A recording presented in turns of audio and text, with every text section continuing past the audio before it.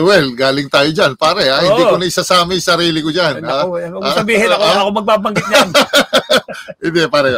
Sa akin lang, mabigat din yung James Yap. Okay yan, siyempre, talagang nakita rin naman natin, hindi matatawaran ang binigay na honor at saka kampyonato sa Pure Foods.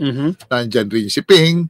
Pero siyempre, si Alvin Patrimonio, pare, ang talagang sa akin, ang talagang bumabandera dyan pagdating sa the face ng franchise ng Pure Foods for a long time.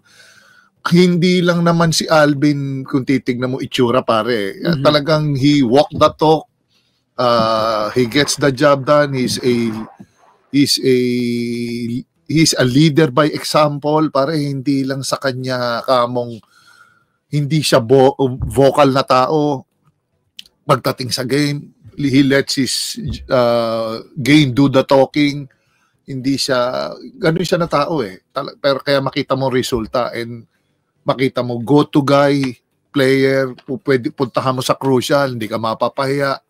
Pinakamatibay, pinakamalakas na kamay pagdating sa umawak sa bola. I've seen it at hundreds of times na hindi i-fail ka ni Alvin sa ganyan. Ganon din naman si James at si Ping. Si Ping nakasama ko pa, pero iba yung Alvin kasi hindi naman talagang presentable sa tao. Very approachable sa mga fans. Talagang grabe ang ang simpatya niya sa mga sumusuporta sa Pure Foods hanggang sa career. Kaya ako, I'd say na talagang si Alvin, James second, siguro si Laping. Yan, pare.